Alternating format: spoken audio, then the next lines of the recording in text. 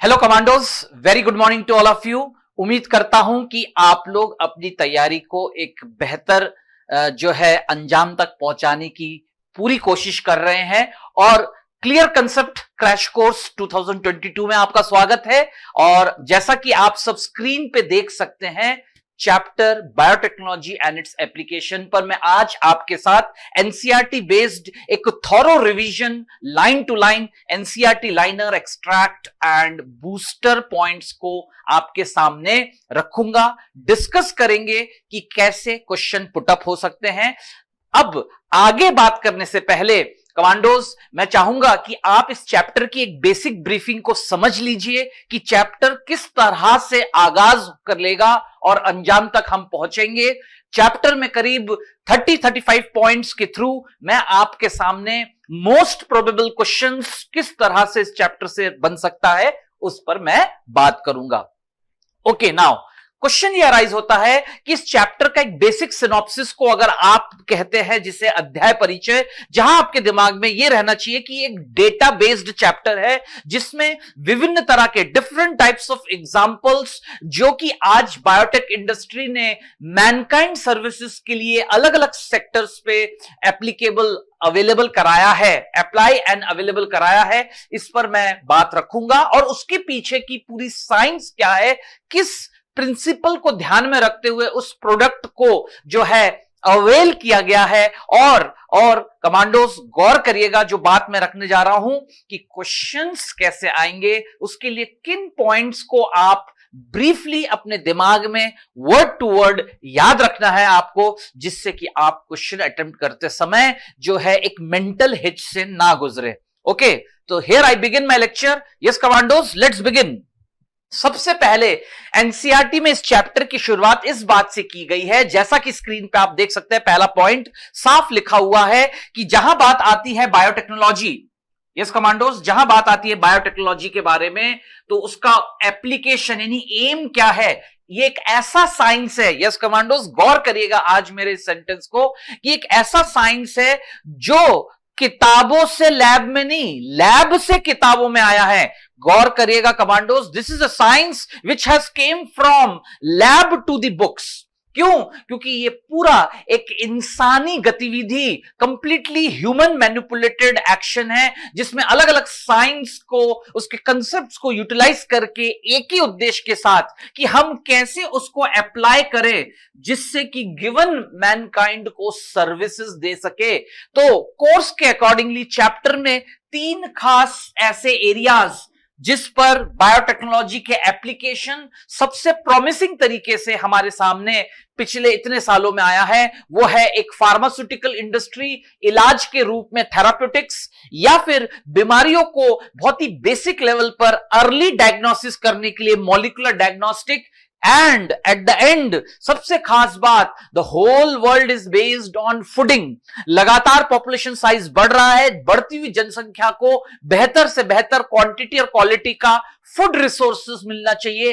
तो क्या genetically modified crop उसका एक क्या बन सकता है, ऑप्शन बन सकता है? तो कैसे? इन बातों के साथ रखी गई है सारी बातें। तो commandos please, every one of you, I just try to attract your attention. गौर करिएगा, इन्हीं बातों को एग्जाम्पल वाइज अलग अलग तरह से हम एक्सपीरियंस करने जा रहे हैं और आपको लगातार इस बात का ध्यान रखना है कि किस तरह से क्वेश्चंस पुटअप किए जाएंगे। ओके, चलिए आगे बढ़ते हैं। बायोटेक्नोलॉजी 3 क्रिटिकल रिसर्च एरिया, ये अपने आप में क्वेश्चन है। What are the critical research area? Biotechnology में लगातार निरंतर जो है कौन से ऐसे 3 विषय है जिस पर रिसर्च लगातार जारी है? यस कमांडोज, तो ऑप्शंस बनेंगे तो आंसर होगा all the above. Yes commandos, all the above, ध्यान से देखिएगा। Yes, why all the above? The reason is कि सबसे पहले तो एक improved genetically modified transgenic host organism, जो कि लेबोरेटरी कंडीशन में हम जैसा उसको जो है एक्टिवेट कराना चाहते हैं, वर्कआउट कराना चाहते हैं, उसको तैयार करना, क्योंकि वही मेन हमारा सूत्रधार है जिससे कि हम हमारा सर्विसेज लेंगे। यस तो लगातार नए जीएमओस और कहां से कहां हम एक्सप्लोर कर सकते हैं, क्योंकि वही हमारे लिए कैटलिस्ट का काम करेंगे।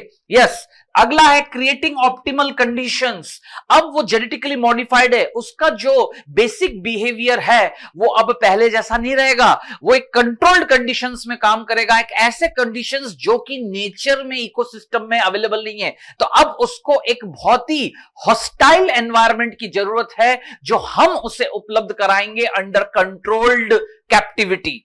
यस तो लगातार उसके लिए भी रिसर्च होना चाहिए, क्योंकि मेहमान भी हमारा तो मेजबान भी हम बनेंगे, ये उसका कहने का मतलब है। यस कमांडोज, मेहमान कौन? जिसको हमने अपने आप बुलाया है तैयार करके, अब उसकी खातिरदारी कैसे हो जिससे कि वो एक बेहतर कंडीशंस में हमें जो है रिजल्टेंट परिणाम स्वरूप चीजें दे सके, वर्कआउट कर सके, तो हमें उसे कंडीशंस भी देना है, इस बात का ध्यान रखा जाए। तो यही सेकंड ऑप्शन है for the catalyst. And finally जो प्रोडक्ट मिलेगा उस प्रोडक्ट को किस तरह से जो है तैयार करके प्यूरिफिकेशन पैकेजिंग के साथ यूजर फ्रेंडली बनाते हुए हम क्लाइंट कस्टमर दुनिया को, मानव सभ्यता को उपलब्ध करा सके, उस साइंस पे भी लगातार काम होता है। तो कमांडोस इस तरह से क्वेश्चन बन सकता है, ध्यान रखिएगा जो बातें आपके सामने आई है। So these are the 3 points research area जो बायोटेक के लिए एक अहम मुद्दा है, लगातार रिसर्च का आंसर होगा ऑल द अबव। चलिए कमांडोस, इन्हीं बातों को आगे साबित करते हुए मैं सबसे पहले जो है आपके सामने एग्री बायोटेक यानी बायोटेक की वो दुनिया जो एग्रीकल्चरल एस्पेक्ट पर, ठीक है, there are different, environmental biotech होता है, इंडस्ट्रियल बायोटेक होता है, फूड बायोटेक्नोलॉजी होती है। हर क्षेत्र में बायोटेक्नोलॉजी धीरे धीरे अपना गढ़, अपना जो है रूट्स कह सकते हो आप, धीरे धीरे वो पसार रहा है, फैला रहा है, स्प्रेड कर रहा है। फिलहाल हम अपने कोर्स पे आते हैं एनसीईआरटी बेसिस। क्वेश्चन का ये मुद्दा है कि जीएम क्रॉप्स अगर हमारे लिए एक बेहतर ऑप्शन है तो क्यों और कैसे, और हमारे पास ऑप्शंस क्या है। So there were 3 major options for food production enhancement, क्योंकि बढ़ती हुई जनसंख्या जो हमेशा बढ़ेगी और वो हमारे नियंत्रण में नहीं है कहीं ना कहीं, और समय के साथ वातावरण और बहुत सी चीजें चेंज होंगी। क्वेश्चन ये अराइज होता है कि कैसे बढ़ते हुए जनसंख्या को एक नेचुरल रिसोर्स के फॉर्म में बेहतर फूड सप्लाई दिया जा सके, जो कि उनके लिए एक कारण बनेगा सरवाइव करने का। तो yes commandos, the 3 options are agrochemical based agriculture practices. हां, ये ऑप्शन से ही तो शुरू हुआ, बिल्कुल सही बात है। दूसरा ऑर्गेनिक एग्रीकल्चर, और फिर तीसरा जो बेहतर ऑप्शन प्रेजेंटली वर्तमान में हमारे पास है वो है जीएम क्रॉप बेस्ड एग्रीकल्चर। तो प्रश्न ये पूछा जाएगा कि agrochemical based agriculture green revolution के फॉर्म में आया हमारे सामने पूरी दुनिया में, लेकिन ज्यादा समय तक बहुत से देशों में यह अपनाया नहीं जा सका। उसके क्या प्रोज एंड कॉन्स, क्या बेसिक रूट रीजंस क्या रहे होंगे, जड़ से मूल कारण क्या रहे होंगे, क्योंकि ग्रीन रेवोल्यूशन हालांकि एक बेहतर ऑप्शन आया था, यील्ड पड़ा, सब कुछ है जैसा कि लिखा हुआ है। ग्रीन रेवोल्यूशन, नॉर्मन बोरलॉग जो है पूरे वर्ल्ड के जो है फादर ऑफ ग्रीन रेवोल्यूशन मानते हैं, और इंडियन है ना, इंडियन ग्रीन रेवोल्यूशन के लिए जो है डॉक्टर एमएस स्वामीनाथन को father of green revolution, of Indian green revolution ऐसा मानते हैं। क्लियर?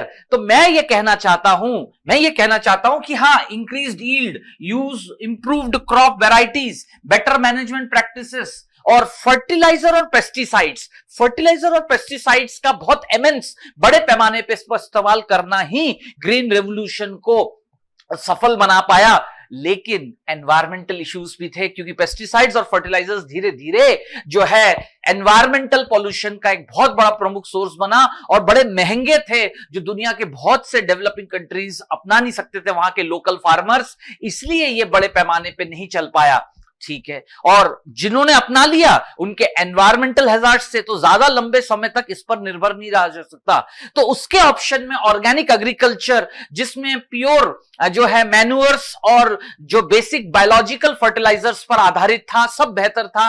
लेकिन समय के साथ पूरी दुनिया में आबादी बढ़ते हुए लैंड, ठीक है, डिफॉरेस्टेशन होने लगा, लैंड्स जो है कन्वर्ट होने लगे इनटू कॉन्क्रीट फॉरेस्ट, जगह की कमी, ऑर्गेनिक एग्रीकल्चर के लिए काफी जगह चाहिए और समय के साथ जगह की तो कमी हो गई। तो इन सारे तरह के ड्रॉबैक्स को देखते हुए कम से कम जगह में ज्यादा से ज्यादा यील्ड, कम समय के अंदर, कम से कम समय में, कम से कम जगह में ज्यादा से ज्यादा यील्ड और बदलते हुए मौसम, क्लाइमेटिक चेंज का सामना करते हुए, एबायोटिक स्ट्रेस का सामना करते हुए कौन से ऐसे प्लांट्स होंगे। लेकिन ये प्लांट्स जल्दीबाजी में, इवोल्यूशन में तो नहीं बनेंगे। अब इंसानी हस्तक्षेप कि हम प्लांट्स को कैसे मॉडिफाई कर दे कि वो हमारे लिए हर वो प्रोडक्शन करे बहुत ही कम समय में, कम एरिया में और हर तरह के एबायोटिक स्ट्रेस का सामना करते हुए।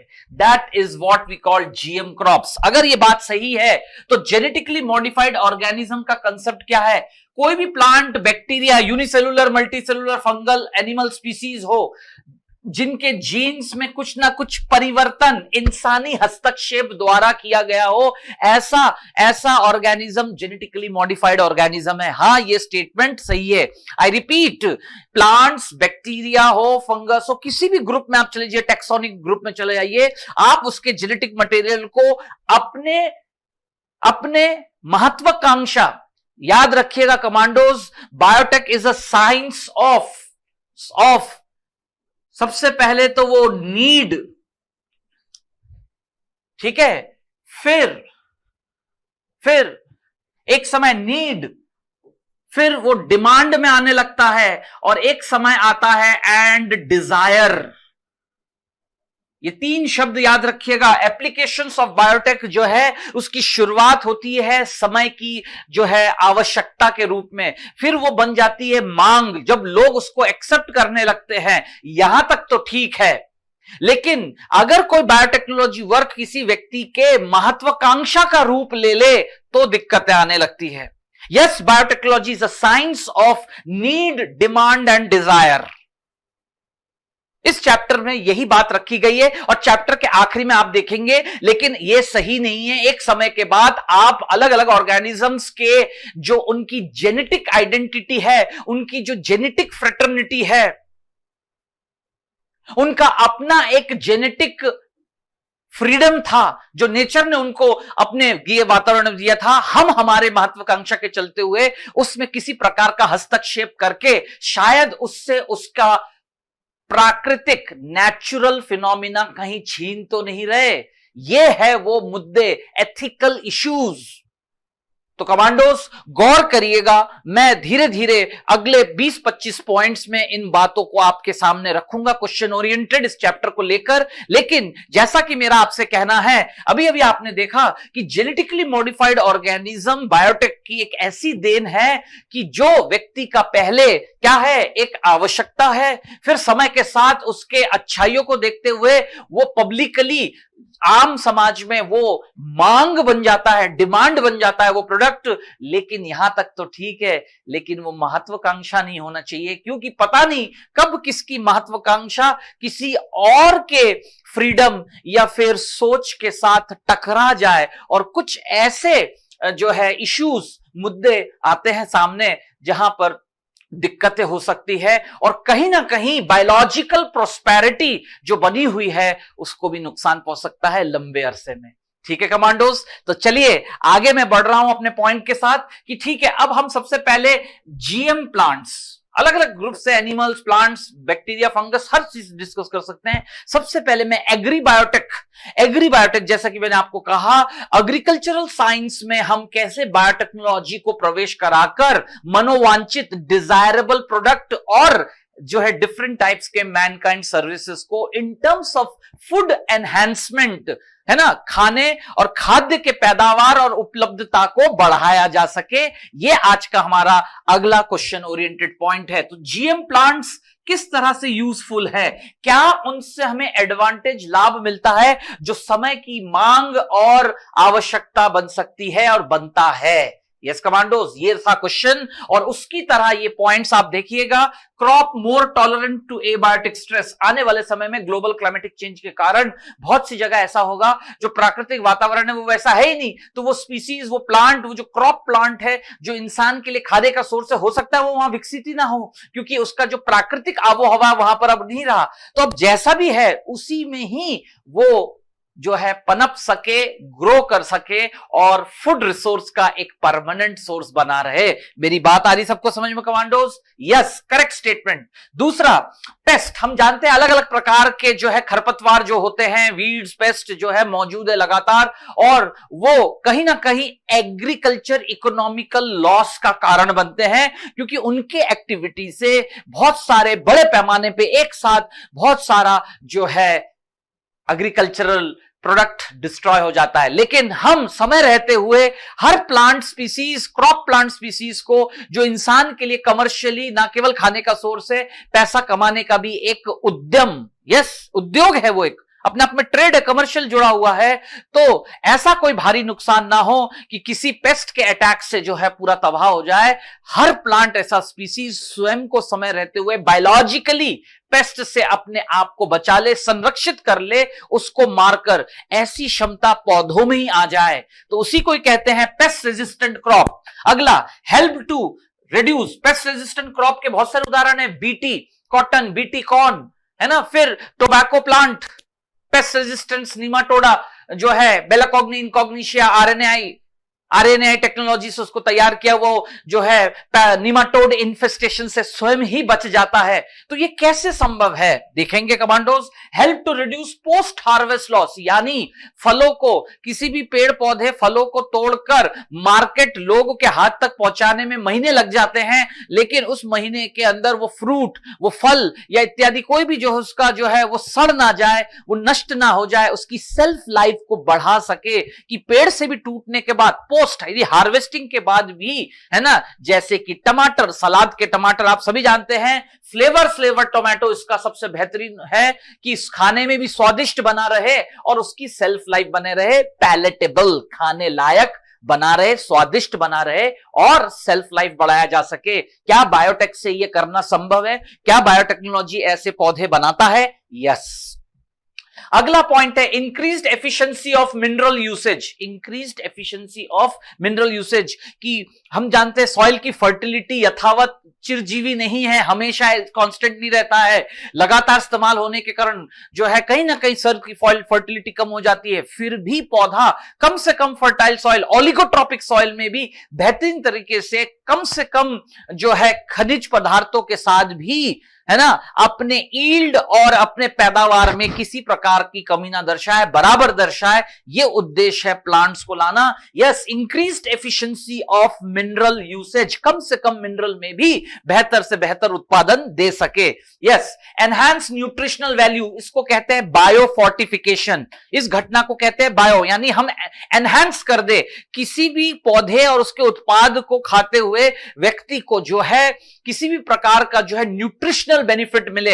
ऐसे तो उसका प्राकृतिक कॉम्पोजिशन कार्बोहाइड्रेट, लेकिन कुछ ऐसा जो उसमें नहीं है और वो उसके अंदर मौजूद हो, जैसे vitamin A containing golden rice. Golden rice एक बेहतरीन उदाहरण है बायो फोर्टिफिकेशन का, क्योंकि आमतौर पे हम जानते हैं rice is not a source of vitamin, और विटामिन ए वो तो येलो फ्रूट्स, कैरोटीन कंटेनिंग जो है पपीता और आम, ये सब में होने चाहिए विटामिन ए। तो मैं कहना ये चाह रहा हूं यहां पर कि अब यहां पर बोले राइस को ही क्यों किया, क्योंकि वो स्टेपल फूड है। कैसा फूड है? स्टेपल, कि बड़ी संख्या में अंडर डेवलप्ड डेवलपिंग कंट्रीज में जो है 3 वक्त के खाने में अक्सर जो है बड़ी मात्रा में जो है चावल लिया जाता है। तो क्यों ना चावल को ही जो क्वांटिटी और क्वालिटी के साथ उपलब्ध हो जाए लोगों को। और बहुत सी ऐसी डेफिशिएंसी बीमारियों में से एक है नाइट ब्लाइंडनेस। तो ऐसी जगहों में जहां पर दूसरे तरह के फूड प्रोडक्ट्स की कमी और विटामिन ए की कमी हो जाती है, क्यों ना विटामिन A1 जो है उसको उपलब्ध कराया जाए गोल्डन राइस के रूप में, कि फूड भी लिया, है ना, चावल लिया और साथ में क्या मिल गया?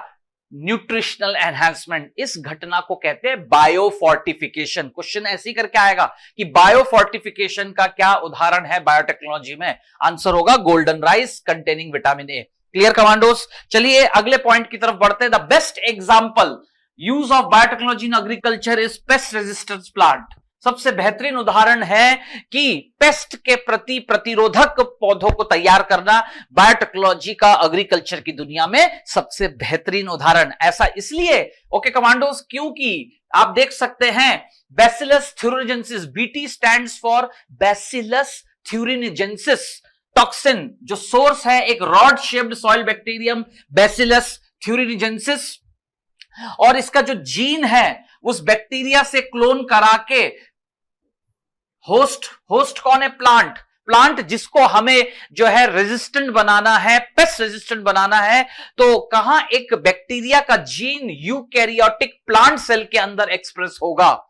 ध्यान रखिएगा कमांडोज, ये पॉइंट ऐसे ही याद रखने वाली बात है। चलिए उससे क्या होगा, उसके अंदर कुछ खास प्रकार के कीड़े जो कि उन पेड़ों के पैदावार के समय पे उनके पत्तों पर आकर वो अपने लार्वा वो धीरे धीरे पेड़ खा जाते हैं, पेड़ों के जो क्या बोलते हैं पत्ते खा जाते हैं, इस तरह से पैदावार को कम कर देते हैं और कमर्शियल लॉस हो जाता है एग्रीकल्चर की दुनिया में। तो क्यों ना कुछ ऐसा करे कि वो इंसेक्ट्स स्वार्मिंग करके उनके हार्वेस्टिंग से पहले जो आके उनको नुकसान पहुंचाते हो और खुद ही आके शिकार हो जाए। ऐसा अगर क्षमता हम उन पेड़ों को दे दें तो हां दे सकते हैं, बाय इंड्यूसिंग, क्या प्रवेश कराकर genetically modified Altered gene. Plant में वो क्षमता नहीं थी, ये तो एक बैक्टीरिया की क्षमता थी, लेकिन उसके उस कैरेक्टरिस्टिक्स को हमने किस होस्ट के अंदर, प्लांट यूकैरियोटिक, किस उद्देश्य से? प्रकृति कभी ये नहीं करेगा, ये बायोटेक्नोलॉजी की देन है, इंसानी हस्तक्षेप की उस बैक्टीरिया की वो गुण इसके अंदर आ जाए, इसका इस्तेमाल ये जो पेड़ करेगा, पेड़ को इससे कोई फायदा नुकसान नहीं। इंसान सोच रहा है कि भाई तुमको बचाकर जो है मैं अपना कमर्शियल लॉस बचाऊंगा। आ रहा है लॉजिक सबको समझ में? यस, यही वो बात है, ध्यान रखिएगा commandos, that is expressed in plants. और वो पेस्ट रेजिस्टेंट इंसेक्ट्स के खिलाफ इस घटना को कहते हैं बायोपेस्टिसाइड, है ना। बायोलॉजिकली वो स्वयं ही प्लांट तैयार है उस पेस्ट को मारने के लिए। क्लियर? तो इसके उदाहरण कौन है? BT cotton, BT corn, rice, tomato, soybean, ये सभी प्लांट्स हैं जिनको इस तरह से ट्रांसजेनिक बनाया गया by infusing BT gene, Bacillus thuringiensis gene नाम दिया गया कि वो एक टॉक्सिन बनाता है। ध्यान से देखिए, बीटी कॉटन उदाहरण, BT cotton modified with genes of Bacillus thuringiensis, सही बात है, प्रोड्यूस क्रिस्टल प्रोटीन्स। ठीक है, जीन को स्मॉल लेटर में ऐसे लिखते हैं क्राई, जीन को ऐसे लिखते हैं CRY क्राई, इटैलिक पैटर्न से, और इससे बनने वाला जो प्रोटीन है उसको कैपिटल C से ऐसे लिखते हैं cry protein, crystals of protein, toxic crystals of protein. ठीक है, याद रखिएगा, जीन को स्मॉल लेटर इटैलिक फॉन्ट से लिखते हैं और उसका प्रोडक्ट प्रोटीन को जो है कैपिटल लेटर से लिखते हैं CRY ऐसे करके। क्लियर? अब वो जो इंसेक्ट दैट किल्स इंसेक्ट्स, उन इंसेक्ट्स को, और वो इंसेक्ट्स किस ऑर्डर के हैं ये क्वेश्चन भी आ सकता है। लेपिडोप्टेरन्स उनके एग्जाम्पल है ना, सिलोप्टेरन्स उसका एग्जाम्पल, डिप्थेरन्स फ्लाइज मॉस्किटो, ये 3 ऑर्डर्स के जो क्लास इंसेक्टा के ऑर्डर, ये 3 ऑर्डर्स पर जो है ये टॉक्सिन काम करता है। और वो टॉक्सिन बनाने वाला जीन कैसा होगा, ये पेस्ट और क्रॉप, किस प्रकार का पौधा और वो किस इंसेक्ट से जो है उसको नुकसान है, उस तरह से जो है उसको जेनेटिकली मॉडिफाई किया जाता है सही बीटी जीन का चयन करके। अभी मैं बताने जा रहा हूं वही बात, लेकिन उससे पहले आप सब लोग देखिएगा कि इस तरह से ये वर्कआउट होता है इन बैसिलस। अब अगला क्वेश्चन, इन बैसिलस जो बीटी टॉक्सिन प्रोटीन है वो निष्क्रिय प्रोटोटॉक्सिन के रूप में बनता है, और यही कारण है कि वो खुद बैक्टीरिया इस टॉक्सिन से हानिप्रद नहीं होता है। The toxin does not cause any harm to the bacteria itself, क्योंकि जब उसको वो अपने अंदर सिक्रीट करके बना के तैयार करता है वो इनएक्टिव रहता है। वो कहां जाकर एक्टिव होगा? अपने टारगेटेड पेस्ट शरीर के अंदर जाकर। ठीक है, अब वो जाएगा कैसे, यही देखिए, an insect ingest inactive toxin, कीड़ा जो है उस इनएक्टिव निष्क्रिय टॉक्सिन को जो है ग्रहण करता है due to alkaline pH of gut. अब उसके गट, उसके एलिमेंट्री कैनाल में एल्कलाइन पीएच में वो प्रोटीन, वो प्रोटोटॉक्सिन जो है एक्टिव टॉक्सिन बनकर inactive to get activated. Activated toxin क्या करता है, जो है उसके एपिथेलियम, गट के एपिथेलियम सेल्स पर बाइंड होकर छेद छेद बना देता है, क्रिएट पोर्स, परफोरेशन, और इसी से ही जो उसके सेल्स फट के टूट जाते हैं और दिया गया जो इंसेक्ट है मृत्यु को प्राप्त होता है, डेथ हो जाती है। इस प्रकार से जो है पेड़, अब पेड़ के अंदर, पेड़ के सरफेसेस, उसके लीव्स, उसके स्टेम, हर जगह ये प्रोटीन बनकर जो है एक्सक्रीट हो जाता है, क्योंकि वो तो उसके लिए किसी काम का नहीं, वो टॉक्सिन जो है पेड़ों के लिए कोई फायदे का नहीं है, वो तो उनके लिए एक्सक्रीटरी प्रोडक्ट है, और उसको बनाकर वो अपने पूरे सरफेसेस पर जो है सिक्रीट कर देता है। और जब अलग अलग तरह के जो इंसेक्ट्स है वो जिस ग्रुप ऑफ प्लांट को अटैक करता है, और अगर वो प्लांट ट्रांसजेनिक है बीटी जीन को लेकर, तो वो एक बायोलॉजिकल पेस्टिसाइड का काम करेगा। यही क्वेश्चन इस तरह से बनेगा। ओके कमांडोज, तो स्पेसिफिक बीटी टॉक्सिन जीन का चयन, क्योंकि आइसोलेटेड फ्रॉम बैसिलस thuringiensis, सही बात है, incorporated into several crop plants, example BT cotton, हाँ ये बात सही है। और जो चॉइस ऑफ जीन है, अगला क्वेश्चन कमांडोज, जो जीन है वो तो ठीक है टॉक्सिन बनाएगा वो एक जैसा, लेकिन उसको किसके लिए बना रहा है, यहां पर ध्यान दीजिएगा, डिपेंड्स अपॉन, क्वेश्चन ऐसे ही पूछा जाएगा कि choice of BT gene depends upon crop and targeted paste. मतलब इसका मतलब है कि अगर कॉटन बॉलवॉर्म है तो क्राई 1AC, क्राई 2AB, ये जीन के नाम है, क्राई 1AC, क्राई 2AB, ये किसके लिए, कॉटन बॉलवॉर्म के लिए। कौन सा इंसेक्ट, कॉटन बॉलवॉर्म। यही अगर कॉर्न बोरर होगा तो उसके लिए क्राई 1AB, उसके लिए क्या होगा, क्राई 1AB। तो इस कॉम्बिनेशन से भी क्वेश्चन आ सकता है, ये तीनों लिखे रहेंगे और इसमें से जो है कॉर्न बोरर के लिए कौन है, तो आंसर ये होगा। और फिर तीनों लिखे रहेंगे, फोर्थ ऑप्शन लिखा रहेगा कि ये और ये दोनों है वो कॉटन बॉलवॉर्म के लिए। ऐसे करके आप क्वेश्चन प्लान करके रखिए अपने दिमाग में। Okay commandos, clear. चलिए आगे बढ़ते हैं, next.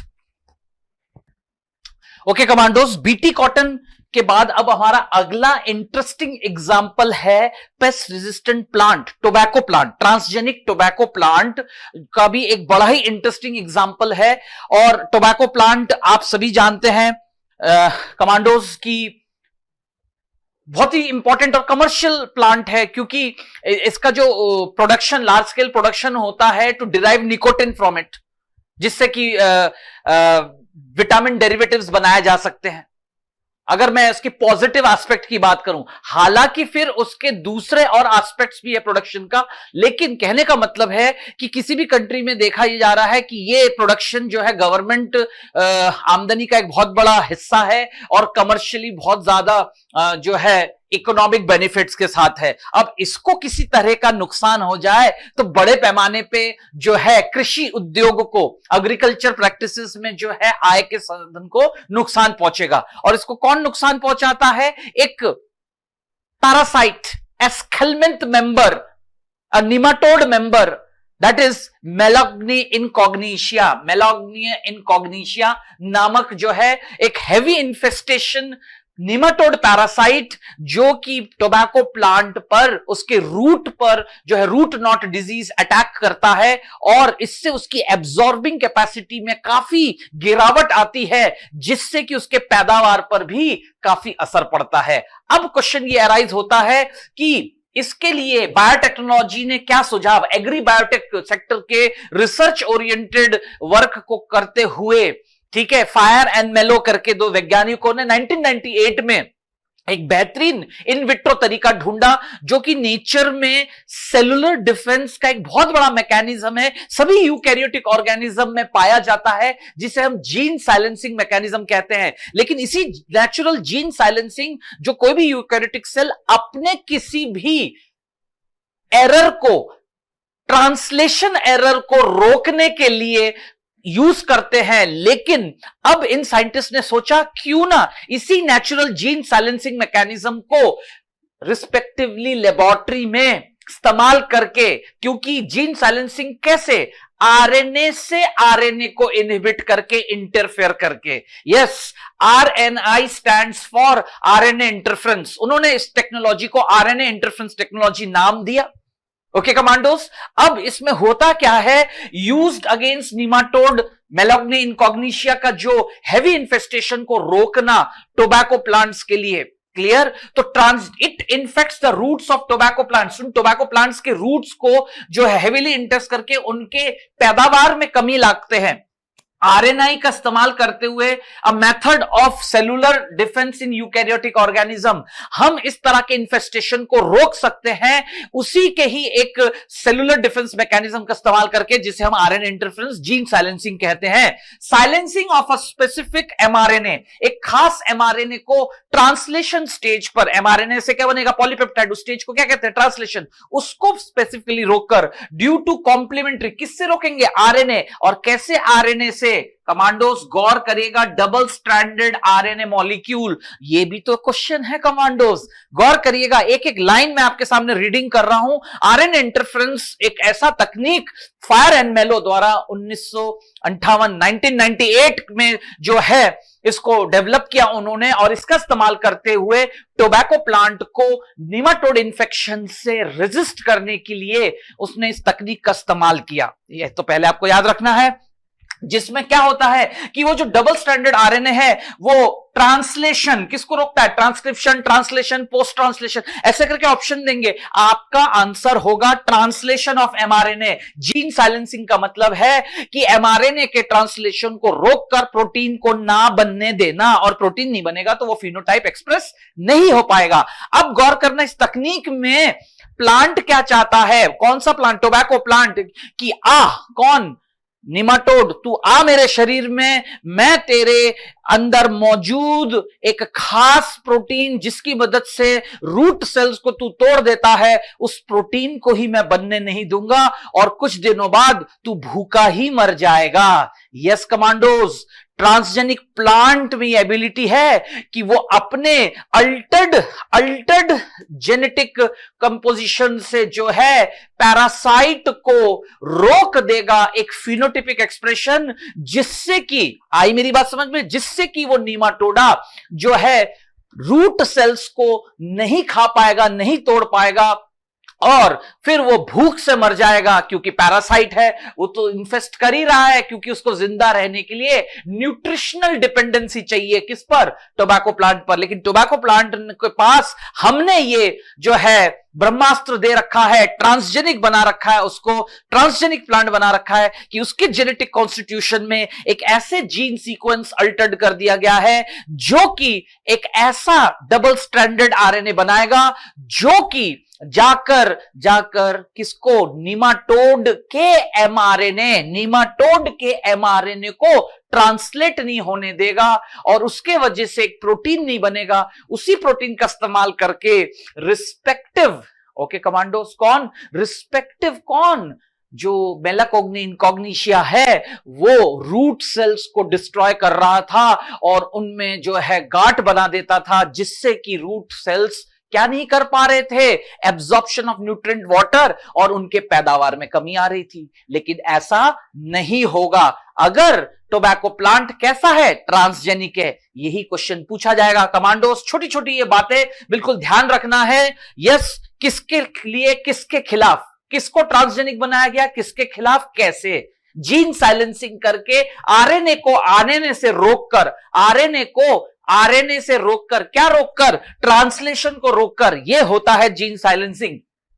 During RNAi source of complementary, अब ये जो एफडीएनए के फॉर्म में जो डबल स्टैंडर्ड आरएनए बनाने वाला सोर्स डीएनए कहां से आएगा, that is the source complementary RNA from an, कहां से आएगा, from an infection by viruses having RNA, retroviruses RNA genome के साथ, या फिर ट्रांसपोजॉन जंपिंग जीन्स, है ना, मोबाइल डीएनए एलिमेंट्स कहते हैं, इनसे हमें हमारा सोर्स कॉम्प्लीमेंट्री आरएनए मिलेगा, और फिर उसको जो है रिस्पेक्टिवली प्लांट में इंट्रोड्यूस करने के लिए हमें वेक्टर चाहिए। और कौन सा वेक्टर जो कि प्लांट के लिए सुइटेबल वेक्टर है, कौन, एग्रोबैक्टीरियम ट्यूमेफेशियन वेक्टर की तरह इस्तेमाल होता है। फॉर आरएनए में वेक्टर की तरह कौन इस्तेमाल होता है, आंसर आपको ऐसे याद रखना है, एग्रोबैक्टीरियम ट्यूमेफेशियन।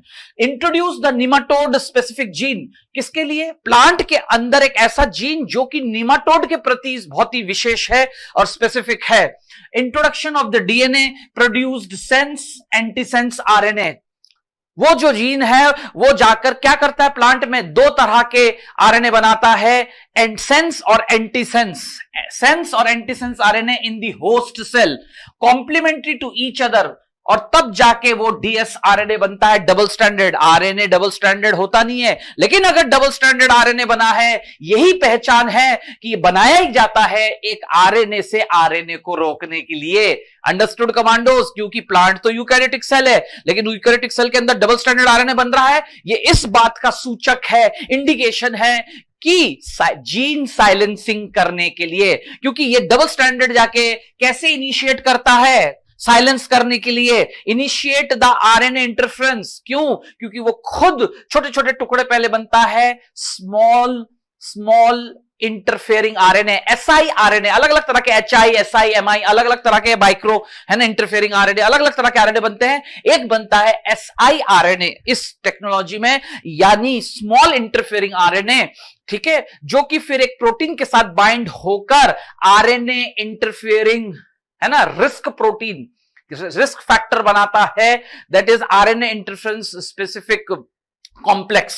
ठीक है, specific complex, RNA interference specific complex या आरएनए इंड्यूस्ड स्पेसिफिक कॉम्प्लेक्स उसको हम कहते हैं, वो बनता है या silence the specific mRNA of the nematode. Clear? तो उस निमाटोड का एक खास एमआरएनए को साइलेंस कर देता है, इनिशिएट करके। कौन? डीएसआरएनए। कैसे करता है? छोटे छोटे टुकड़े टुकड़े बनाता है, स्मॉल इंटरफेयरिंग आरएनए, जो जाकर फिर जो है स्पेसिफिक आरएनए को अलग अलग जगह पे वो जुड़ जाते हैं, जिसके वजह से उसकी रीडिंग नहीं हो पाती, ट्रांसलेशन नहीं हो पाती। अटकेगा ना, क्योंकि रिस्पेक्टिव ट्रांसलेशन के लिए जो है रिबोसोम मॉलिक्यूल मूव करता है, वो नहीं कर पाएगा। बीच बीच में क्या है, उसके साथ कौन रुका हुआ है? हर्डल्स की तरह वो छोटे छोटे टुकड़े जाके जुड़ जाते हैं सिंगल स्ट्रैंडेड एमआरएनए के साथ और उसके ट्रांसलेशन को रोक देते हैं। यस, कॉन्सिक्वेंस, परिणाम क्या है? Parasite could not survive in the transgenic. अब वो प्रोटीन बना ही नहीं सकता, वो सिक्रीशन होता ही नहीं है जिससे कि वो रूट सेल्स को डाइजेस्ट कर सके, ऐसा वो कर ही नहीं पाता और नहीं कर पाएगा, उसको खाना नहीं मिलेगा तो सर्वाइव नहीं करेगा ट्रांसजेनिक होस्ट के अंदर। एक्सप्रेस स्पेसिफिक इंटरफेयरिंग है ना, express specific interfering RNA, transgenic plant got itself protected from the parasite. सही बात है, और ऐसा करके वो उस पैरासाइट के अटैक से बच जाता है खुद ही, क्योंकि हमने उसको जेनेटिकली मॉडिफाई कर दिया है, लड़कर खुद वो ऐसा फाइट बैक करता है उस इन्फेस्टेशन को, और जो स्पेसिफिक पैरासाइट है उसके एक्सप्रेशन को रोक देता है, जिससे कि वो उस प्लांट टोबैको के रूट सेल्स को डिस्ट्रॉय ना कर पाए। Clear commandos? तो ये छोटी छोटी ये बातें हैं, और यही बात एनसीईआरटी में अब आप देखिए, है ना, डायग्राम ए और बी बना हुआ है। क्लियर? तो पहले में तो जो है ए मतलब इन्फेस्टेड, हैवी इन्फेस्टेशन दिखाया गया है, लेकिन वो ट्रांसजेनिक था। 15-20 दिन बाद, ओवर अ फोर्टनाइट, 15-20 दिन के बाद सारे रूट्स नॉर्मल हो जाते हैं, सारे क्राउन गॉल जो नॉट्स हैं वो गायब हो जाते हैं। क्यों? क्योंकि उसके अंदर मौजूद, वो किसके वजह से बने थे? निमाटोड इन्फेस्टेशन की वजह से वो सब मर जाते हैं, क्योंकि वो प्लांट अगर ट्रांसजेनिक था तो उसके अंदर आरएनए इंटरफेरेंस से जीन साइलेंसिंग हुआ। किसका जीन साइलेंस हो गया? निमाटोड का, और उसके वजह से वो भूख से ही मर गया, और roots get free from those knots, और उसकी एब्जॉर्प्शन कैपेसिटी बढ़ जाती है। इस तरह से एनसीईआरटी में कंपेयर किया गया इस डायग्राम के थ्रू। ओके कमांडोज, तो ये था आपका पूरा आरएनए इंटरफेरेंस का कंसेप्ट। हम आगे बढ़ते हैं। यस, ओके कमांडोज, अगला जो डिस्कशन है वो इस पॉइंट पे है चैप्टर से कि ह्यूमन इंसुलिन प्रोडक्शन। क्लियर?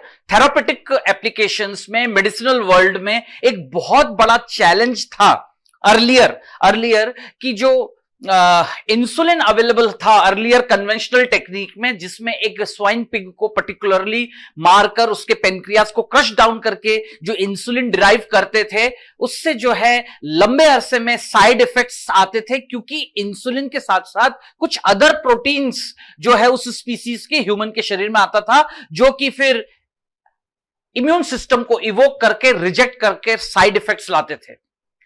तो pure insulin, large quantity pure insulin कैसे अवेलेबल करे? So biotech has come forward. Biotech जो है हमारे लिए एक बोलते हैं ना कि उत्साह भरा एक उम्मीद की किरण की तरह सामने आता है। तो इस पर बात होती है, yes, rDNA technique, mass production of recombinant therapeutic drugs, इलाज के लिए डायबिटिक पेशेंट्स के लिए एक आशीर्वाद की तरह, like a boon, right, do not induce unwanted immunological response.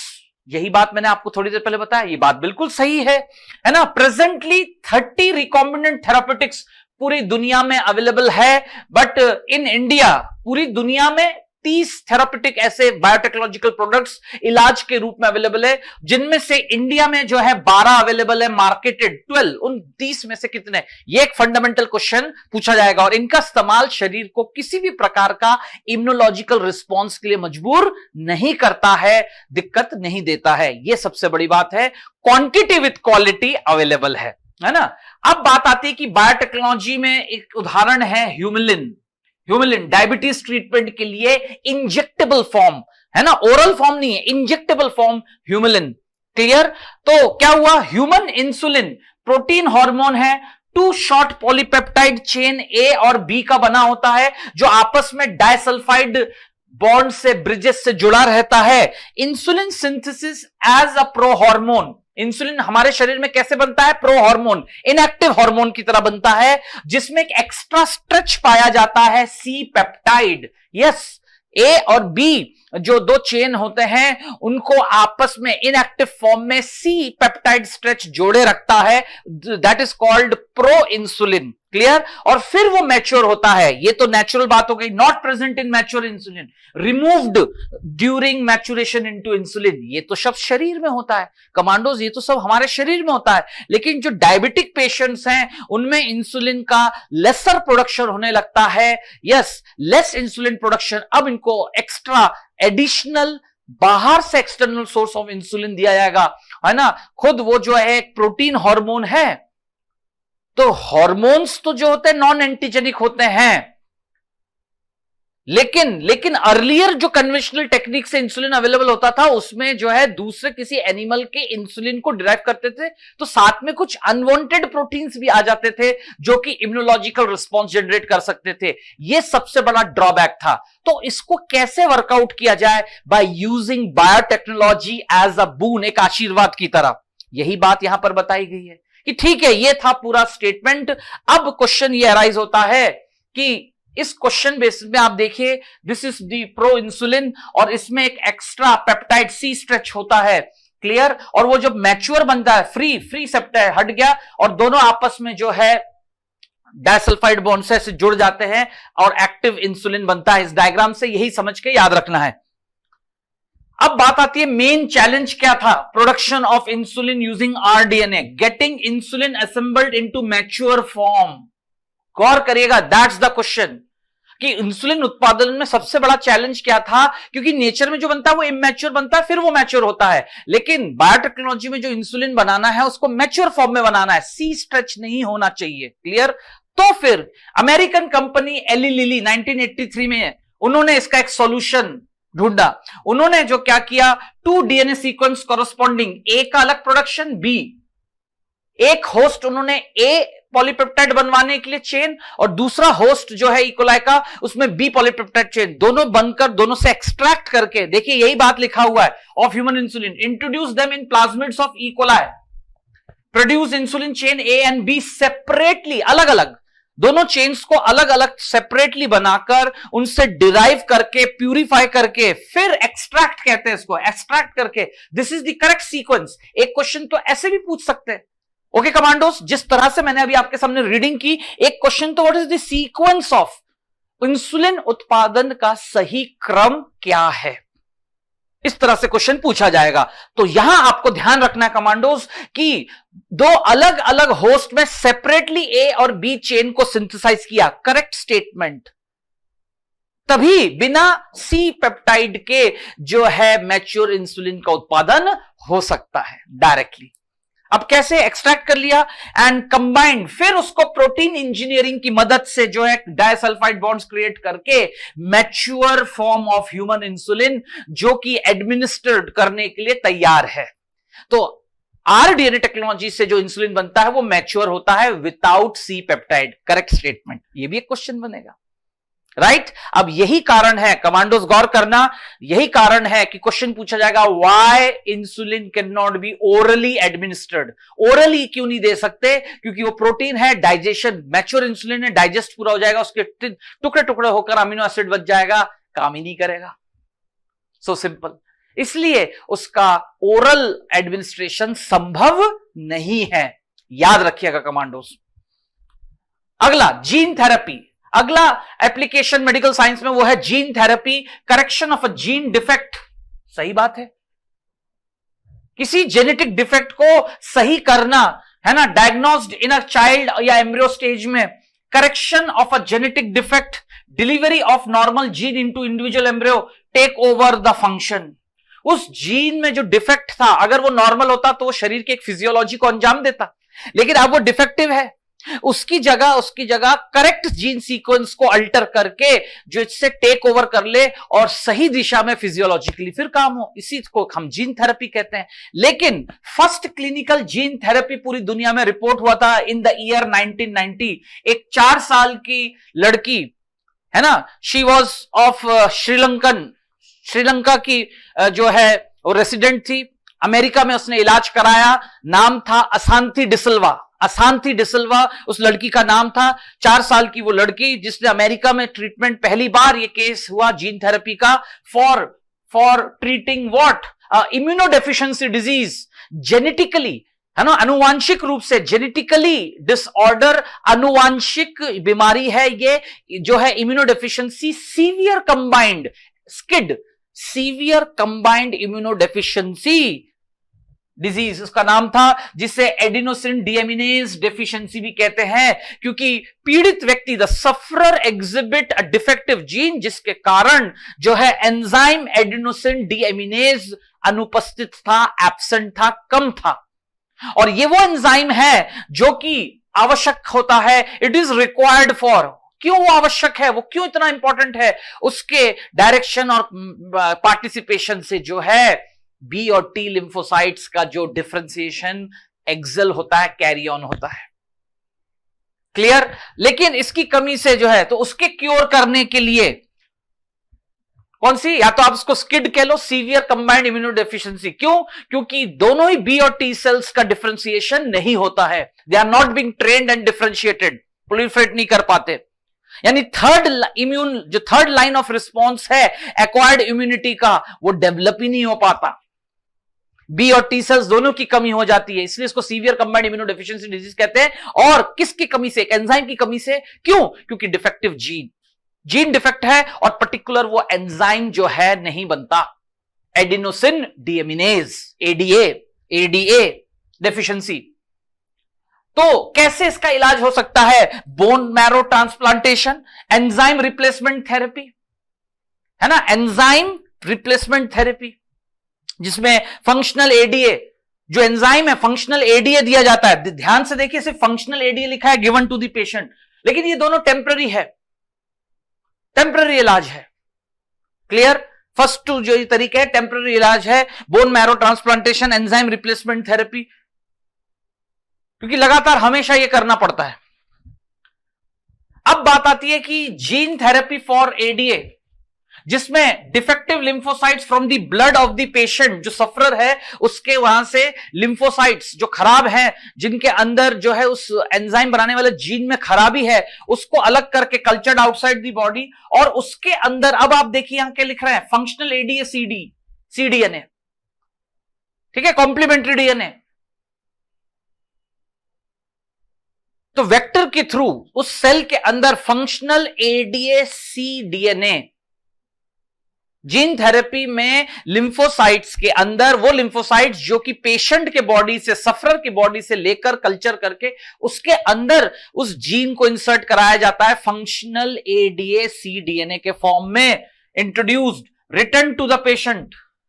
फिर वापस पेशेंट को जो है उन सेल्स के इंजेक्शंस दिए जाते हैं। Patient requires periodic infusion, genetically engineered lymphocytes, तो ये भी टेम्पररी है, हमेशा हर कुछ समय पर ये देने पड़ते हैं, क्योंकि उनका एक लाइफ होता है, काम करके फिर खत्म हो जाते हैं। तो हर बार ऐसे बनाए हुए देने पड़ते हैं। इसका परमानेंट क्योर क्या है कि वही जीन फॉर एडीए, जो फंक्शनल एडीए सीडीए जीन है, वो introduced into the cells at early embryonic stage.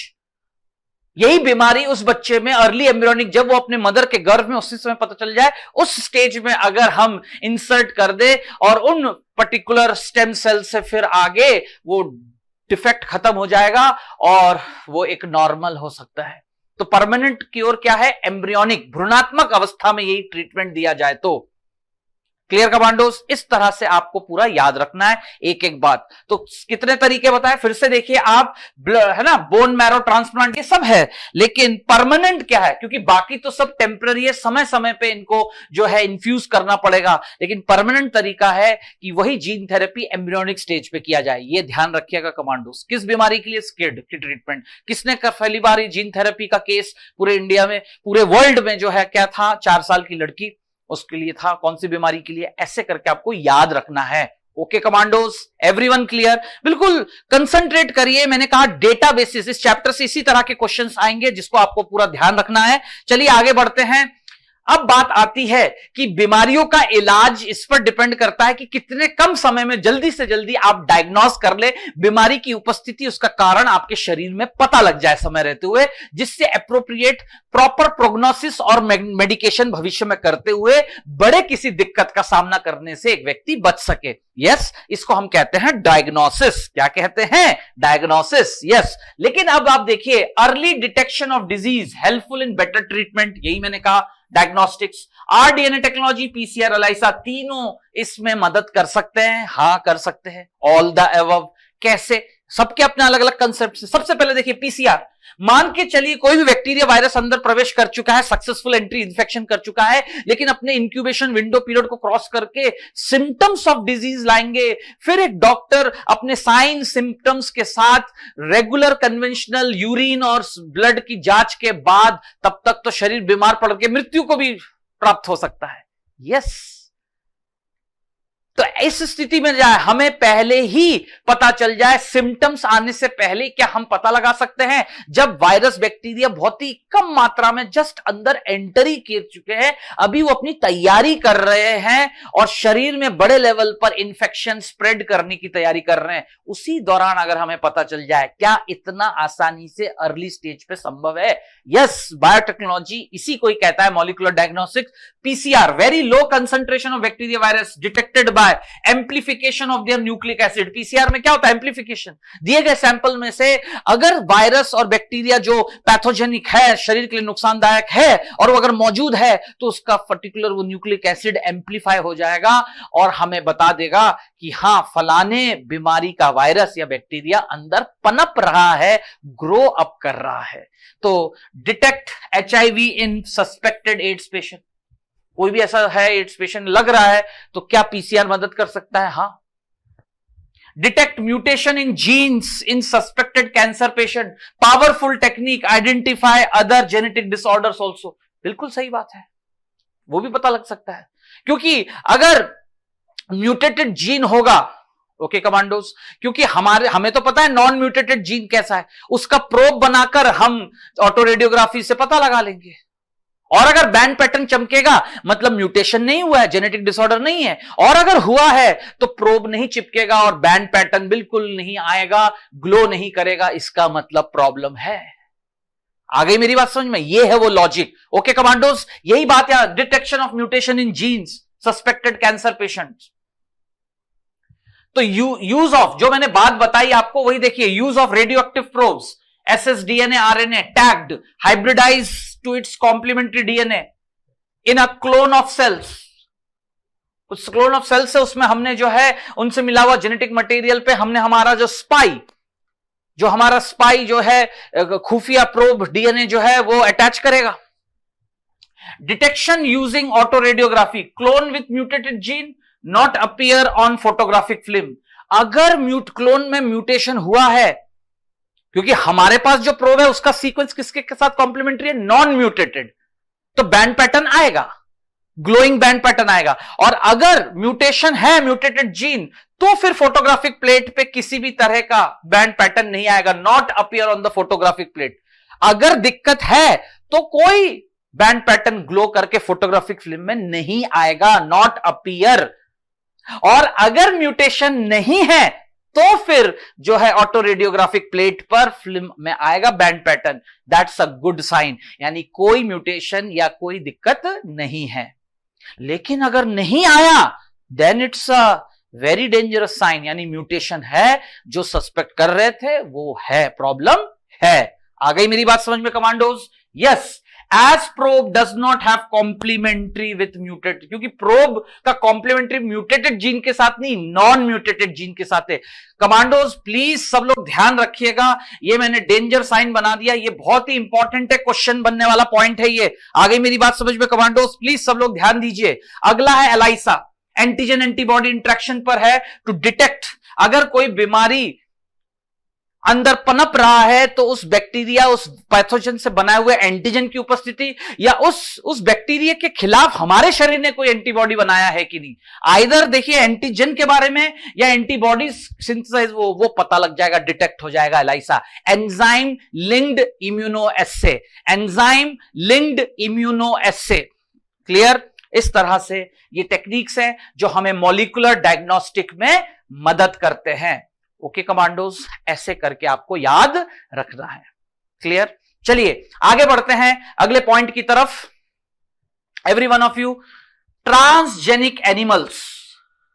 अब आते हैं हम इंडस्ट्री में कि रिसर्च ओरिएंटेड, वैक्सीन सेफ्टी, बहुत सारे और भी ऐसे काम हैं जहां हम biotechnological model transgenic, genetically modified होते हैं, डीएनए मैनिपुलेटेड होते हैं और उनका लेबोरेटरी में जो बिहेवियर होगा किसी भी कंडीशन में वो कंट्रोल्ड होगा, जैसा हम चाहते हैं उस तरह के रिजल्ट ओरिएंटेड वो देगा, जिससे कि हम टेस्ट और कंट्रोल एक्सपेरिमेंट से बहुत कम समय में रिसर्च एक्टिविटी में बहुत सारे ऑब्जर्वेशंस को गेन करके किसी नतीजे पे पहुंच सकते हैं। और यही इस इंडस्ट्री में बायोटेक का सबसे बड़ा रोल हो सकता है, क्लियर? ट्रांसजेनिक्स, अब ये कैसे होता है इस पर मैं बात करने जा रहा हूं commandos. To possess and express an extra foreign gene, सही बात है। जो ट्रांसजेनिक क्या होता है, उसके अंदर आप किसी भी फॉरेन जीन को ना केवल प्रवेश करा रहे हैं, एंटर करा रहे हैं, बल्कि लायक बना रहे हैं कि वो उसको एक्सप्रेस कराए। अब वो जीन जो है कोई बीमारी का जीन है या कोई और फिजियोलॉजिकल प्रोसेस का है, क्लियर कमांडोज? कुछ भी हो सकता है। जीन कैन बी डिसजेनिक और यूजेनिक, अच्छा जीन भी हो सकता है, बुरा जीन हो सकता है, ये हम जानते हैं, लेकिन जो ट्रांसजेनिक मॉडल है वो नहीं जानता, उसके अंदर वो आया नहीं है, हमने उसके अंदर एंटर किया क्योंकि हम जानना चाहते हैं कि ये जीन से बीमारी अंदर कैसे धीरे धीरे धीरे धीरे धीरे धीरे फिजियोलॉजी को जो है डिस्ट्रॉय कर देता है और हम समय रहते हुए फिर कैसे इंसानों के लिए इलाज ढूंढ सकते हैं। आ गई मेरी बात समझ में commandos? This is the role model, यही कहना चाहते हैं इस टॉपिक में। तो over 95% of all existing transgenic mice, अलग अलग सभी किए गए, रैबिट, फिश, सब, लेकिन सबसे ज्यादा क्वेश्चन ऐसी बनेगा कि सबसे ज्यादा जो है ट्रांसजेनिक एनिमल जो लेबोरेटरी में इस्तेमाल होते हैं अलग अलग तरह के रिसर्च एक्टिविटी के लिए, 95% आर माइस, है ना? यूजेस फॉर, किस लिए? नॉर्मल फिजियोलॉजी एंड डेवलपमेंट, जैसे किसी भी study of complex factor involves, देखिए ना आप कमांडोज, सपोज किसी ग्रोथ फैक्टर, कोई हार्मोन बनाने वाला जीन है, उसको, उसके बारे में हम एक्चुअल ह्यूमंस को वॉलंटियर बना के स्टडी करें, इससे अच्छा उस ह्यूमन ग्रोथ फैक्टर को निकालकर उसके बनाने वाले जीन को अगर हम किसी मॉडल यानी रिस्पेक्टिव होस्ट के अंदर, माइस के अंदर इंट्रोड्यूस कर दे तो उसका असर तो आएगा, उसके अंदर एक्सप्रेस होगा, और फिर उसके एक्सप्रेशन से कैसे ग्रोथ पैटर्न्स, कैसे कैसे किस उम्र में कैसे चेंजेस लाता है, ये स्टडी हम कर सकते हैं, इसी को कहते हैं, करेक्ट? फिर दूसरा स्टडी ऑफ डिजीज, ये तो चलो एक गुड जीन था जिसके बारे में स्टडी कर रहे हैं, तो सर्व एज मॉडल, बीमारियों की study, investigation of new treatments for diseases, cancer, cystic fibrosis, मतलब इन बीमारियों के लिए जो जेनेटिक रूट कॉज वाले जीन्स हैं जिनमें खराबी आने पे अगर होता है तो वो हम पता लगा सकते हैं। तो एनिमल्स के अंदर इस तरह का जीन एंटर करा देंगे जिससे रूमेटॉइड आर्थराइटिस के सिम्टम आएंगे तो कैसे कैसे वो डेवलप होता है, कैंसर या सिस्टिक फिब्रोसिस में क्या क्या चेंजेस आते हैं, हम उसके बारे में और बेहतर पता लगा सकते हैं। मतलब सिस्टिक फिब्रोसिस, रूमेटॉइड आर्थराइटिस का एक ह्यूमन पेशेंट को वॉलंटियर की तरह लैब में ना ट्रीट करके हम एक स्वस्थ एनिमल को बीमार कर देंगे हमारे ट्रांसजेनिक बनाकर, और फिर उस बीमारी को लैब में स्टडी करके उसके प्रति क्या ट्रीटमेंट और बेहतर समय रहते हुए इंसान के लिए किया जा सकता है। This is what transgenic services means, यही इसका मायने है। ओके कमांडोज, चलिए तो ऑल दीज करेक्ट।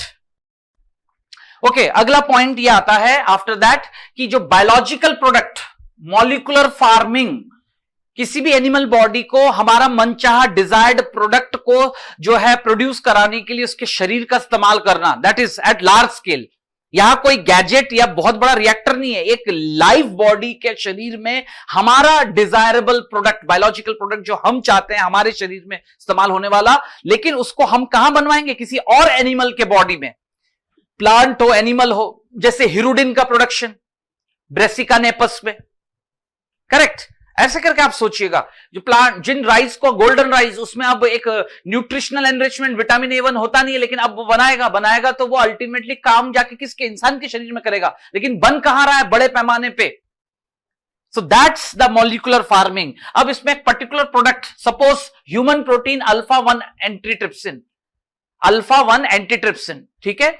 तो इसका इस्तेमाल किस लिए? Treatment of emphysema. अब आप जानते हो कि एम्फिसीमा बड़ा ही प्रॉब्लमेटिक रेस्पिरेटरी डिसऑर्डर है, एल्वुलाई जो सिकुड़ जाते हैं, वॉल्स कोलैप्स हो जाते हैं, तो उसके ट्रीटमेंट के लिए तो द फर्स्ट ट्रांसजेनिक काउ कौन? रोजी produced human protein enriched milk, 2.4 ग्राम पर लीटर उसके अंदर जो है प्रोटीन होता है, अच्छी भारी भरकम मात्रा में, और एक खास प्रकार का protein alpha lactalbumin, alpha lacta human protein जो ह्यूमन मिल्क में होता है वो अब इनके मिल्क में होगा। तो नॉर्मल काउ से इस काउ क्या, रोजी ट्रांसजेनिक काउ के मिल्क जो है इट इज एनरिच्ड। यही तो है बायोफोर्टिफिकेशन का अगला उदाहरण, कि equivalent to human milk composition एक काउ का मिल्क का कॉम्पोजिशन बनेगा तो बच्चे के फीडिंग के लिए ज्यादा अच्छा होगा। और इस प्रोटीन के वजह से जो होता है, बच्चे को डिहाइड्रेशन का सामना नहीं करना पड़ता, क्योंकि इस प्रोटीन के वजह से मिल्क का जो भी वाटर कंटेंट है वो बच्चे के शरीर में रिटेन करता है, जो कि उसको डिहाइड्रेशन से बचाएगा। तो हमें चाहिए ये मिल्क।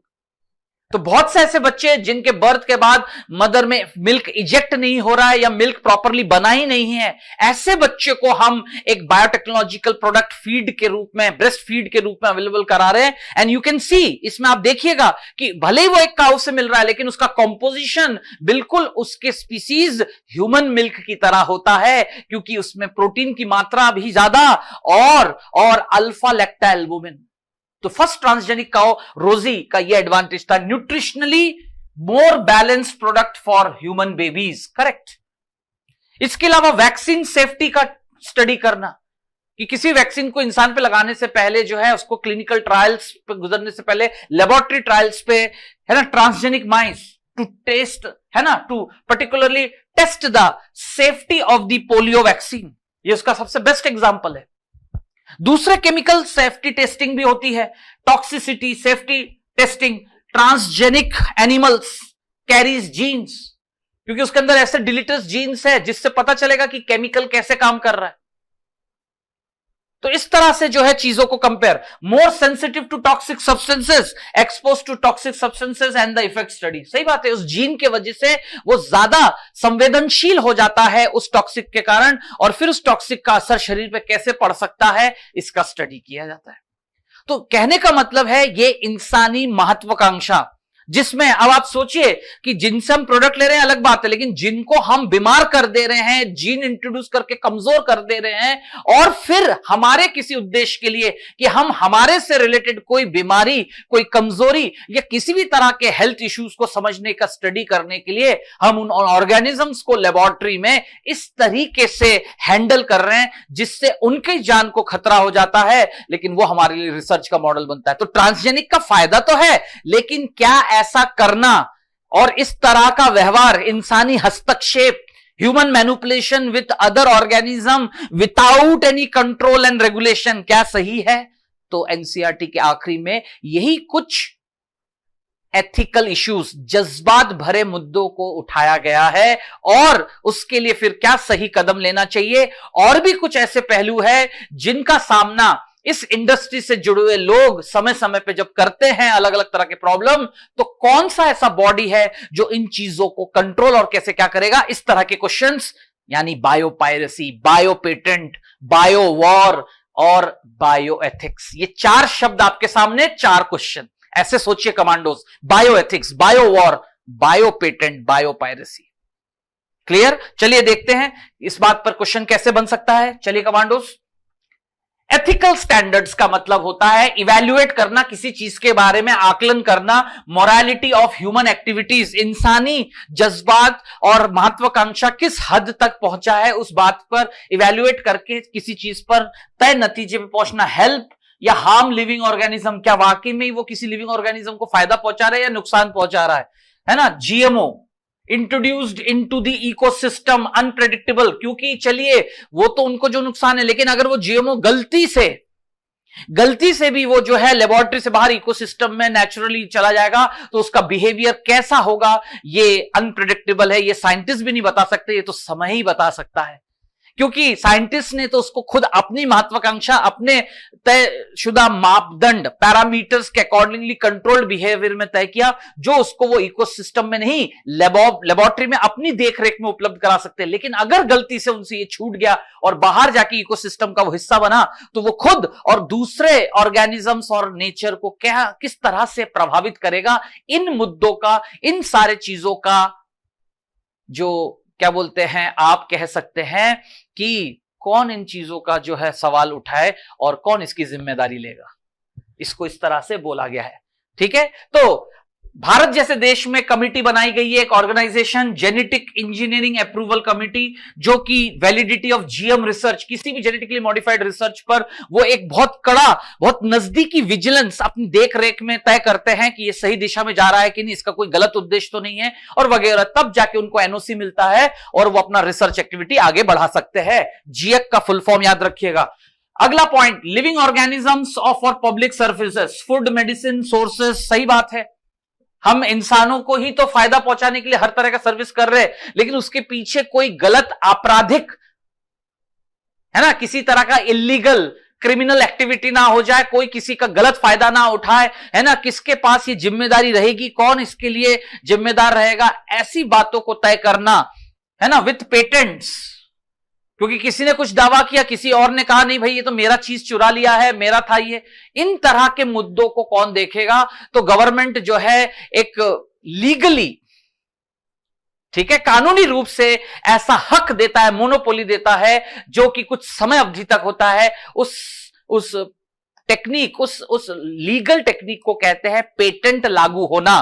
क्यों? क्योंकि इन 1997 American company crossed Indian basmati with semi dark varieties. सही बात है, सेमी डार्क वेराइटीज के साथ बासमती को क्रॉस करके पेटेंट बना लिया कि बासमती राइस पर अमेरिका का पेटेंट है, ये उनका बेसिक ओरिजिन है। जबकि US through US patent trademark office, है ना, sell a new variety of basmati उन्होंने बनाना चालू किया और उसका सेल, है ना, इन यूएस एंड अब्रॉड, दूसरे जगह, क्लेमिंग कि ये उनका नोवेल, जबकि बासमती इंडियन ट्रेडिशन का एक कॉमन जो है राइस वैरायटी है। तो डेवलपिंग कंट्रीज के रिसोर्सेस, बायोलॉजिकल रिसोर्सेस, उनके ट्रेडिशनल नॉलेज का जो है इस्तेमाल बिना उनके जानकारी के, बिना उनको कोई फायदा पहुंचाए, कंपनसेशन दिए, डेवलप्ड कंट्री जो होते हैं, यानी डेवलप्ड कंट्रीज यानी उन्नत जो विकसित देश होते हैं, उनके द्वारा इस प्रकार के एक्सप्लॉयटेशन को रोकने के लिए पेटेंट रखा गया है। क्योंकि अक्सर वो इन चीजों का इस्तेमाल करके, तो कहने का मतलब है कि बासमती एक ऐसा वैरायटी था जिसका पेटेंट हासिल करने की कोशिश अमेरिका द्वारा किया गया, और किया भी। उसको बड़े ही मुश्किल से हमने केस जीत के इंटरनेशनल कोर्ट में दोबारा पाया कि नहीं, बासमती तो इंडियन ओरिजिन की वैरायटी है। बायोपायरेसी, इस प्रकार के डकैती, बायोलॉजिकल डकैती, एक साफ साफ चोरी है, उसको रोकने के लिए पेटेंट लाया गया। Use of bioresources by MNCs, multinational company, organization without proper authorization, उनके पास उसकी अथॉरिटी नहीं थी, उन्होंने तो लोकल ट्रेडिशनल नॉलेज को चुराकर जो है अपने पैसे के फायदे के लिए उन्होंने ऐसा किया। इसको कहते हैं बायोपायरेसी। लेकिन ऐसा ना हो तो इंडियन गवर्नमेंट पार्लियामेंट ने जो है लागू किया, second amendment of Indian patent bill लागू किया, जिसमें कुछ टर्म्स, कंडीशंस, इमरजेंसी प्रोविजंस होते हैं कि किसी चीज का रिसर्च और किसी गतिविधि को किसके हाथ, किसको मौका मिलेगा, ठीक है, जो किसी और का चुराया हुआ ना, कोई और ना क्लेम करे। इन सब कानूनी बातों को बायो पेटेंट में ध्यान रखा जाता है। क्लियर कमांडोस, ये बात आपको ध्यान रखना है। तो आपने क्या क्या शब्द सीखे? Bio patent, bio piracy, bio ethics और बायो वॉर, मतलब किसी भी तरह के पैथोजेनिक ऑर्गेनिज्म, स्ट्रेन्स का गलत इस्तेमाल करके जो है बीमारी, अपने दुश्मन देश में जो है बीमारी फैला देना, इस प्रकार से जो है किसी के इकोनॉमी को नुकसान पहुंचाना बायो वॉर कहलाता है।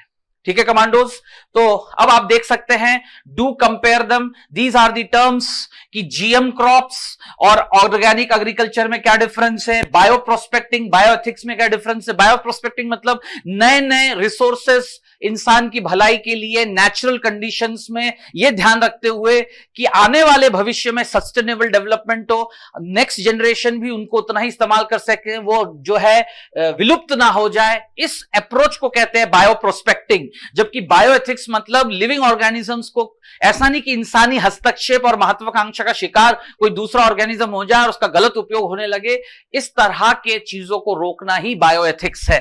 क्लियर? उसके लिए लॉ अमेंडमेंट्स किए जाते हैं। तो इस तरह से आप एलाइसा और पीसीआर में क्या अंतर है? दोनों ही अर्ली डिटेक्शन में मदद करते हैं, लेकिन दोनों का प्रिंसिपल, एक जीन एम्पलीफाई करके, एक एंटीजन एंटीबॉडी का पता लगाकर, डिटेक्ट करके। ठीक है, clone versus transgenic. Clone natural होता है, ट्रांसजेनिक मैनमेड अल्टर्ड होता है हमारे करने से। क्लोन तो जो है नेचुरली भी बन सकते हैं सेक्सुअल रिप्रोडक्शन से। Clear? Twins are examples of clone also. कौन से twins? Identical twins. Clear?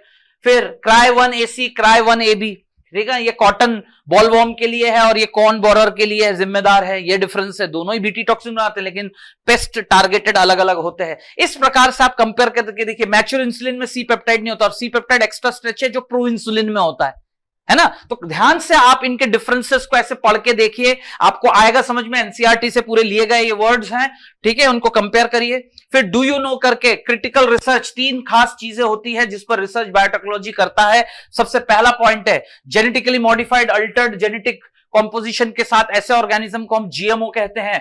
Full form of BT, Bacillus thuringiensis. तो गौर करिए कमांडोज, ये सारे पॉइंट्स जितने भी क्वेश्चन फॉर्मेट में डू यू नो करके दिया गया है, इनको जवाब देते हुए एनसीईआरटी रिवाइज हो जाएगा। ध्यान से देखिए, RNAi, use of cry gene, Agrobacterium uses. Agrobacterium को वेक्टर की तरह इस्तेमाल करते हैं, वो तो नेचुरल जेनेटिक इंजीनियर है, इसलिए नेचुरल जेनेटिक इंजीनियर कौन? Agrobacterium tumefaciens. क्लियर? वैसे ही ह्यूमुलिन क्या है? It's a recombinant protein to treat diabetes, rDNA protein है ना।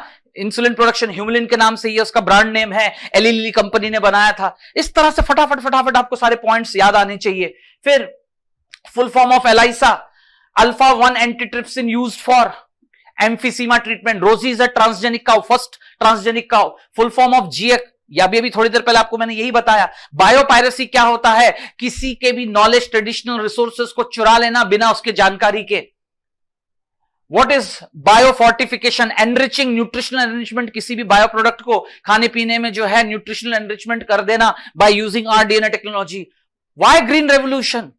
तो ध्यान से देखिए, आपको सारे पॉइंट्स अच्छे से बता दिए गए कमांडोज पूरे एक्सप्लेनेशन के दौरान, जो आपने एक्सपीरियंस किया। बस अब इनको आप जवाब देंगे तो आपको पूरा एनसीईआरटी रिवाइज हो जाएगा। Why GMO ethically? जीएमओ को एथिकली हम ऐसा क्यों कहते हैं? They are not what their genes are. बात तो सही है, क्यों? क्योंकि हमने उसमें हस्तक्षेप किया अननेचुरली, है ना, आर्टिफिशियली। अब उसका जेनेटिक कॉम्पोजिशन वैसा बिहेव करेगा जैसा हम चाहते हैं। तो एक्चुअली उसने जैसा पाया था वो तो वैसा है ही नहीं, अब वो तो लेबोरेटरी में कंट्रोल कंडीशन में हमारे देख रेख में बिहेव कर रहा है। Understood commandos?